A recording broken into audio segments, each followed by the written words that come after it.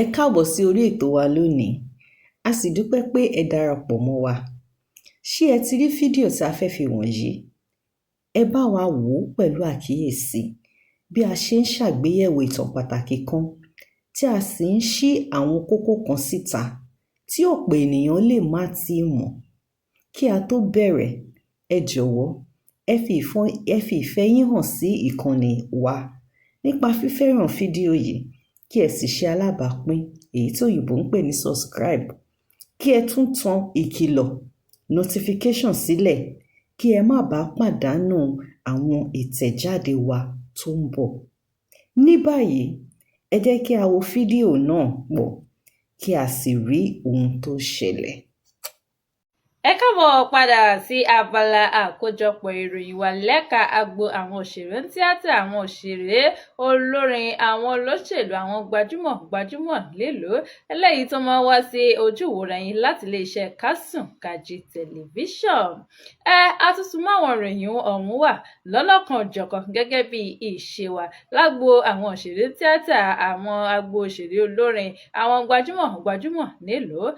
Bẹ́yìn ò bá wà bẹ́ẹ̀ bá ti bá wọn wá nǹkan fìdílé, ẹ dákun ẹ bá ń wá nǹkan fìdílé tàbí kẹ́ fìdílé nǹkan ká tó jọ máa kálọ lónìí. Kí láwọn ìròyìn eléyìí tí mo ti kó wá sí etí ìgbọ̀yìn àti sójú ìwòran yín lọ́jọ́ ti tòní o. Ẹ jẹ́ máa mú ní méní méjì mẹ́ta lọ́lọ́kan òjọ̀kan láwọn ojú òpó iléeṣẹ́ ìròyìn káàkiri. Kí ni ohun tí màá fi kọ́ ṣe àkọ́kọ́ ìròyìn mi lọ́jọ́ ti tòní? Ojú òpó TikTok náà ni mo ti ṣe alábàápàdé ìròyìn ọ̀hún o látàrí bí aáwọ̀ eléyìí tó ń bẹ láàrin Ààrẹ Ọ̀nà Kakanfò ilẹ̀ Yorùbá ìyẹn Ìbà Gani Adams àti Olóyè Sunday Igboho tó jẹ́ olùdásílẹ̀ àjọ Ìrẹ́kùnkan. Látàrí bí dẹ́ẹ̀dẹ́ bá ti ń tẹ̀lé ọ̀rọ̀ náà ẹ rí wípé bí gbọ́nmi sí omi òtó kan ń bẹ láàrin wọn tó sì jẹ́ pé àwọn ọmọlẹ́yìn wọn lọ́lọ́kan jọ̀kan kan lẹ́yọ kọ̀ọ̀kan báyìí ni wọ́n bọ́ta tí wọ́n sì ń sọ̀rọ̀ tí wọ́n fara mọ́ ẹni tí wọ́n ń bẹ lẹ́yìn rẹ̀. Eléyìí ló mú kí ọ̀kan lára àwọn ọmọ ẹgbẹ́ ẹni tó jẹ́ bíi akọ̀wé gbogbogbò fún ẹgbẹ́ OPC ìyẹn Ọmọọba Adékúnlé Àníwúrà túbọ̀ jẹ́ kóhun náà ké gbàjarè síta lójú òpó TikTok rẹ̀ tó sì jẹ́ kó di mímọ̀ pé kólà kúrò lójú ẹ̀kọ́ Ààrẹ Ọ̀nà Kakanfò ṣe ẹgbẹ́ Sunday Igboho lọ́nà kanà pé ẹ wá ń fi igi mú jìnnà sí orí ni pé ó yẹ kẹ́ máa fi àwọn méjèèjì kẹ́ máa fi wéra wọn pé ṣé iṣẹ́ gudugudu méje yàyà mẹ́fà eléyìí tí Ààrẹ Ọ̀nà Kakanfò ilẹ̀ Yorùbá yẹn Ìbà Gani Adams iṣẹ́ tó yá àti tọwọ́ rẹ̀ ṣe ni òun ni ká wí òun ni ká sọ ni. Olóyè Sunday Igboho tó jẹ́ pé àná náà ló ṣẹ̀dé tí ó sì mọ̀ gbé kámẹ́rà tí mọ̀ pé àwọn ń wọnú gbé lọ báyìí o àwọn ń lọ wá àwọn ajínigbé agbébọn agbésùmọ̀mí o pé òun náà ni wọn gbogbo yín wá mórúkọ rẹ̀ sẹ́nu tẹ́ wá ń fi Ààrẹ Ọ̀nà Kakanfò ilẹ̀ Yorùbá tẹ́ wá ń fi ń wé Olóyè Sunday Igboho pé ohun tí ò tọ́ tí ò sì bójúmu tó yẹ kó wáyé rárá ni pé Ààrẹ Ọ̀nà Kakanfò ilẹ̀ Yorùbá kì í ṣe ẹgbẹ́ Olóyè Sunday Igboho lọ́nà kanà pé àwọn ẹgbẹ́ OPC kàn ṣe ẹgbẹ́ tí yóò máa fọ́nu tí yóò máa dọnu tí yóò máa pé àwọn náà ṣe gudugudu méje. Kódà nínú fọ́nrán fídíò tí ọkùnrin ọ̀hún fi léde lójú òpó ló jẹ́ kó di mímọ̀ pé òun gẹ́gẹ́ bí akọ̀wé ẹgbẹ́ OPC ó ní pé ọ́fíìsì òun gẹ́gẹ́ bí ẹnìkan pé inú igbó báyìí ẹni ọ́fíìsì òun wà pé bó bá sì jẹ́ pé káwọn náà mọ̀ gbé kámẹ́rà ni káwọn mọ̀ pé ní báyìí o a ti ń wọnú igbó lọ à ń lọ ṣàwárí àwọn agbébọn agbésùnmọ̀mí pé kódà kò sóhun tó dí àwọn lọ́wọ́ láti mọ̀ ṣe àwòrán ara àwọn pé ṣùgbọ́n àwọn iṣẹ́ ẹni tí ò mọ̀ pariwo àwọn iṣẹ́ àgbá tí ò lómi nínú tí ò mọ̀ pariwo káàkiri pé iṣẹ́ tàwọn báyìí làwọn máa ń gbájúmọ̀ àti wípé ohun tí ò tọ́ tí ò sì bójúmu ni láti máa fi Ààrẹ Ọ̀nà Kakanfò ẹni tó ti ń ṣiṣẹ́ láti ọdún ọjọ́ pípẹ́ lẹ́wà fi ń wẹ́ ẹni tó jẹ́ wípé òun ṣẹ̀dí lánàá ẹni tó jẹ́ pé àmọ́ bẹ̀rẹ̀ rẹ̀ àmọ́gbà tó kúrò nílùú Òṣogbo kódà ọkùnrin ọ̀hún sọ̀rọ̀ ilẹ̀kùn ó sọ púpọ̀ nínú ọ̀rọ̀ tó sì jẹ́ kó di mímọ̀ wípé Ààrẹ Ọ̀nà Kakanfò ilẹ̀ Yorùbá yẹn Ìbà Gani Adams kì í ṣẹgbẹ́ Olóyè Sunday Igboho wípé ẹ yẹ pariwo wípé ààrẹ kò mọṣẹ́ rẹ̀ níṣẹ́ o ààrẹ ò mọ ohun tó gbà pé Ààrẹ Ọ̀nà Kakanfò kan òun ni ọmọ jẹ́ nọ́mbà 1 nínú àwọn jagunjagun ilẹ̀ Yorùbá pé ẹ̀kọ́ là kúrò lójú ẹ̀kan torí pé ẹ̀kọ́ kọlà. ẹ̀yin tèmi ẹ jẹ́ ń kó ńbẹ̀ ní kíákíá ní wàrà ṣẹ̀ṣà ní wérewére ẹ jẹ́ ń bọ́ sí ojú òpó ìròyìn mìíràn lójú òpó Instablog Naija níbẹ̀ ni mo ti ń lọ wérewére ń bá ṣalábàápàdé ìròyìn kan kí lohun tí mo tún ká mọ́ bẹ́ẹ̀ MC Olúọmọ ni o yes MC Olúọmọ náà ni ó sọ̀rọ̀ kódà ó fèèbó kalẹ̀ ó sọ̀rọ̀ ọ̀rọ̀ ń tóbi ó wúwo ń de ẹ wo lóòótọ́ ni mo kàwé kí n kẹ́kọ̀ọ́ kí n gboyè kí n graduate ó ní ṣùgbọ́n wò kódà mo kọ́gbọ́n rí mo nímọ̀ mo kẹ́kọ̀ọ́ jàmọ́ tó pa àwọn graduate ọ̀hún kódà mo kọ́gbọ́n jù wọ́n lọ mo sì nímọ̀ àti ẹ̀kọ́ mo ní jù wọ́n lọ.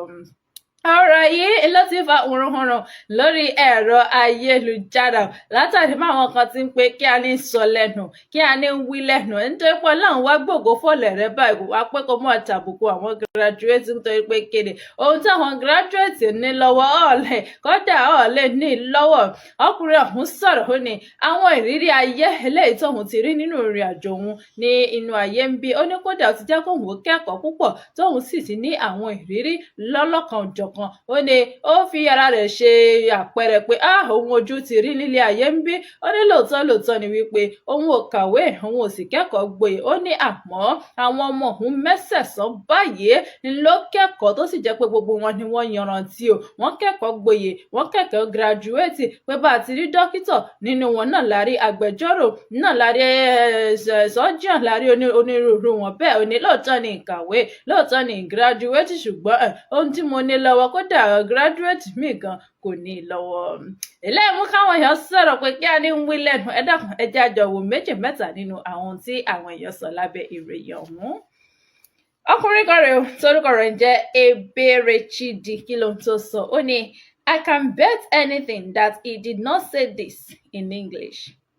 It was translated from Yoruba. Lóòótọ́ ló pé ọ̀kàwé ọkọ̀gbọ́n onímọ̀jọ àwọn tó kàwé lọ oníṣùgbọ́n mọ̀ pé àbá wádìí rẹ̀ lọ àbá wádìí rẹ̀ bọ̀ tá a bá gbọ́ fọ́nrán bí tó ti fọ̀rọ̀ ọ̀hún kalẹ̀ kì í ṣe pọ̀ sọ̀rọ̀ ọ̀hún nù lédè Gẹ̀ẹ́sì pé èdè abínibí tí a náà lọ́ọ́ fi gbé e kalẹ̀ ẹlòmíì bẹ́ẹ̀ torúkọ rẹ̀ ń jẹ́ Man of Violence sọ wípé in the University of Olodo Uprising MC is the senior to Pella. ẹlòmíì bẹ́ẹ̀ torúkọ rẹ̀ jẹ́ King David sọ wípé it's normal for an uneducated someone to say he or she knows more than a graduate, but the truth is what a graduate knows you can never know. ẹlòmíì bẹ́ẹ̀ torúkọ rẹ̀ jẹ́ Alájà Dúpẹ́ Balógun sọ wípé you are doing well. Your life experiences are a testament to the fact that success not solely dependent on formal education. Keep soaring. Dákun arábìnrin òun faramọ́ ọ̀rọ̀ tí arákùnrin ọ̀hún sọ ní tirẹ̀ ẹ̀yin tèmi ẹ dákun jẹ́ pọ̀ bẹ́ẹ̀ ní kíákíá torí pé àròjọ musu lókun mo bọ́ sójú òpó ìròyìn mìíràn lójú òpó gistream.com níbẹ̀ ni mo ti ṣalábàápàdé ìròyìn eléèkìlò tí mo bá ń bẹ̀ gbajúgbajà òṣèré olórí ilẹ̀ wa ní o Davido OBO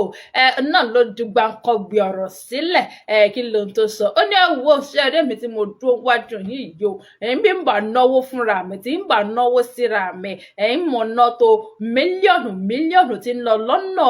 300 náírà lóṣù kan eléyìí tó túmọ̀ sí pé lóṣooṣù kan pé owó mọ̀ náwó tí ń lọ bíi 300 million naira tán yanyan pé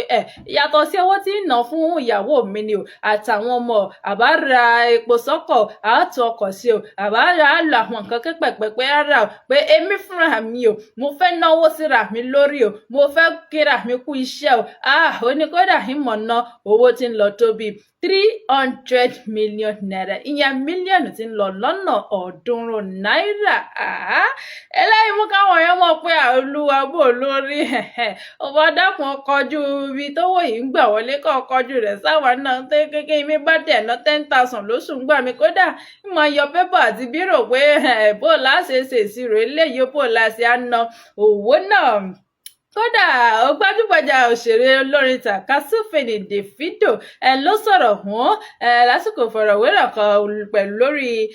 ètò kan eléyìí tó wáyé pẹ̀lú olóòtú ètò náà torúkọ rẹ̀ jẹ́ Davrel. Ó jẹ́ kó di mímọ̀ wípé sẹ́ẹ̀rì ní bá máa náró owó bẹ́ẹ̀ bá òun gan síra mi ni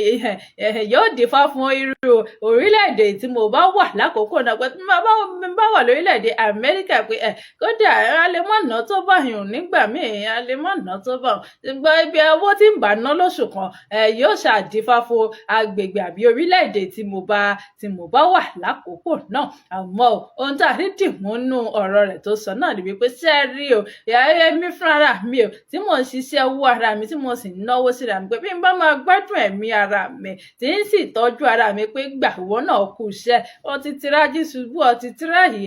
lóṣù yìí náà pé owó ọ̀hún kan yóò mọ̀ lọ bíi 300 million naira tán yanyan kó tó di wípé òun ó sọ pé òun tiẹ̀ fẹ́ náwó fún ìyàwó àbí ọmọ àbí ìkọ̀kan nínú àwọn ẹbí òun.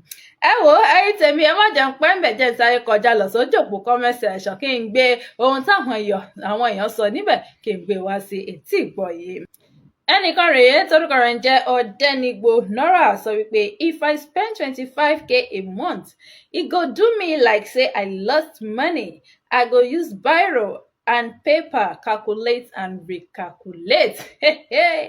Ẹlòmí bẹ́ẹ̀ torúkọ rẹ̀ ń jẹ́ Love for You sọ wípé wealthy people get more responsibility than the average people. Ọkùnrin wọn kò parọ́ bẹ́ẹ̀ lẹ́lòmíì bẹ́ẹ̀ torí kọrin jẹ́ Ebiyari sọ wípé that's why Remi Tinubu said you people should help Nigerians. Tẹ́ẹ̀bá gbàgbé pé ní kòpákòpá yìí ní ààrẹ orílẹ̀-èdè wa Nàìjíríà yẹn aṣòfin Olúrẹ̀mí Tinubu ń gba àwọn gbajúgbajà bẹ́ẹ̀ nílùú ń gbà wọ́n nímọ̀ràn kẹ́ dákun ẹ bá wa ra àwọn orílẹ̀-èdè Nàìjíríà mọ̀ kówó ń bẹ lọ́wọ́ yìí ó bí òní owó ọ̀hún pọ̀ ńlẹ̀ jantirẹrẹ dákun ẹ máa bá wa fi owó ọ̀hún ẹ máa bá wa fi ran orílẹ̀-èdè Nàìjíríà àwọn ọmọ orílẹ̀-èdè Nàìjíríà lọ́wọ́. Tó ẹ̀yin tèmi gbogbo ẹ̀yin olólùfẹ́ iléeṣẹ́ Kásùnkájí tẹlifíṣàn ẹ ṣeun gbogbo ìgbà wa tẹ́ ń tẹ́tí sí wa tẹ́ ń gbọ́ ohun tí à ń sọ lẹ́nu. Etí tẹ́ fi ń gbọ́ wa kò ní di bẹ́ẹ̀ ni ojú tẹ́ fi ń wò wá kò ní fọ́ lágbára Ọlọ́run ọba. Tó kó tó tún dìgbà mìíràn nígbà tí màá ti yóò sì jọ láǹfààní àtijọ́ máa fojúkojú àtijọ́ máa ríra. Ayọ̀ báyìí èlèmi àti yóò sì jọ jùmọ̀ pàdé orúkọ tèmi òkú yé padà èmi náà lọmọ yín Ọmọlọ́lá aya Babalọ́lá lórúkọ tí tèmi jẹ́. Ó dìgbà.